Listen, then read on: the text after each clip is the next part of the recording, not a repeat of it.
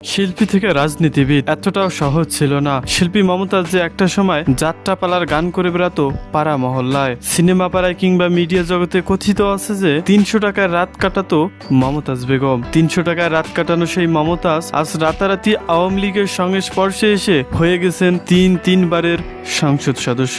রাতারাতি বনে গেছেন কোটিপতি। মমতাজ ব্যক্তিগত জীবনে বিয়ে করেছেন 5টি। অবৈধ সম্পর্কের হিসেব তো বাদই দিলাম। মমতাজ বেগম প্রথম স্বামী আব্দুর রশিদ সরকার, যিনি মৃত্যুবরণ করেছেন। পরে মমতাজ বেগম মোহাম্মদ রমজান আলীকে বিয়ে করেন, যার সাথে তার বিবাহ বিচ্ছেদ হয়। পরে মমতাজ বেগম মহিউদ্দিন হাসান চঞ্চল চৌধুরীকে বিয়ে করেন। 2008 সালে আওয়ামী লীগের মনোনয়নে সংরক্ষিত আসনে সংসদ সদস্য হয়েছিলেন কণ্ঠশিল্পী মমতাজ বেগম। এরপর 2014 সালে 5 জানুয়ারি বিনা ভোটে পুনরায় মানিকগঞ্জ 2 আসন থেকে সংসদ সদস্য নির্বাচিত হন। তবে এবার আর দলের কোঠায় নয়, সরাসরি দলের মনোনয়নে সংসদ সদস্য। তখন তার শিক্ষাগত যোগ্যতা ছিল 5ম শ্রেণী পাস। আর স্বামী ছিলেন রমজান আলী, যিনি মানিকগঞ্জ পৌরসভার বেশ কয়েকবার নির্বাচিত মেয়র। তবে একাদশ জাতীয় সংসদ নির্বাচনের আগে জাতীয় পরিচয়পত্রে থাকা শিক্ষাগত যোগ্যতা ও স্বামীর নাম পরিবর্তন করেছেন মমতাজ বেগম। এর জন্য তিনি নির্বাচন কমিশনে জাতীয় পরিচয়পত্র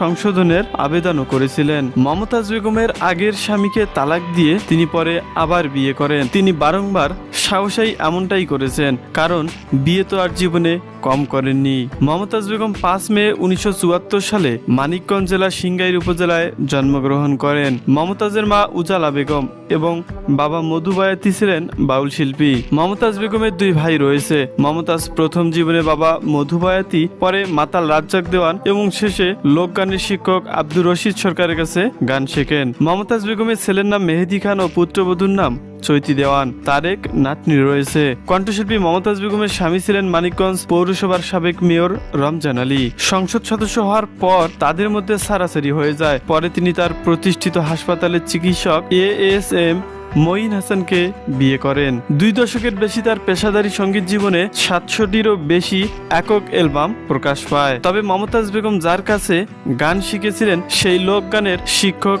আব্দুর রশিদ সরকারের সাথে তার বিবাহ হয় এবং ডিভোর্স হয়। মমতাজ সারা দেশে বিভিন্ন সঙ্গীত অনুষ্ঠানে নিয়মিত অংশগ্রহণ করেন। তাছাড়া তিনি যুক্তরাষ্ট্র, মার্কিন যুক্তরাষ্ট্র সহ বিশ্বের অনেক দেশেই সঙ্গীত অনুষ্ঠানে গান গেয়েছেন। মমতাজের বাবার 2 পরিবার, মানে মমতাজের বাবা 2টি বিয়ে করেছেন। মমতাজের বড় মায়ের ঘরে 1 ভাই ও 3 বোন। মমতাজের মায়ের ঘরে মমতাজ এবং আরো 2 ভাই রয়েছে।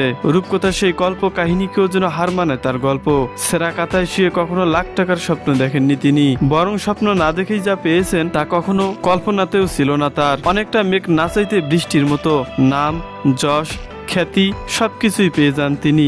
গান গেয়ে গ্রিনিশ বুকে নাম লেখানো, নিজের জীবনী নিয়ে চলচ্চিত্র নির্মাণ, সব মিলিয়ে মমতাজ যেন এক অবাক বিস্ময়ের নাম। ধলেশ্বরী পারে সেই পালাগান শিল্পী মমতাজ সংসদ সদস্য হয়েছিলেন বিনা প্রতিদ্বন্দ্বিতায় আওয়ামী লীগের ট্যাগ লাগিয়ে। তবে আওয়ামী লীগের পতনের সাথে সাথে তাকে আর দেশে খুঁজে পাচ্ছে না সাধারণ মানুষ। প্রিয় দর্শক, বাংলাদেশ এখন স্বাধীন। মমতাজের মতো লোকজন আর সংসদে যেতে পারবে কিনা সেটাও সন্দিহান। তবে দেশ স্বাধীন হওয়ার সাথে সাথে আপনিও স্বাধীন, সুতরাং আপনার মত প্রকাশের অধিকার রয়েছে। মমতাজকে নিয়ে আপনার কোনো প্রশ্ন থাকলে কিংবা মন্তব্য থাকলে নিজের মনের মতো করে কমেন্ট করতে পারেন। দেখা হবে অন্য কোনো ভিডিওতে ভিন্ন কোনো টপিক নিয়ে। আজকের মতো এখানেই। আল্লাহ হাফেজ।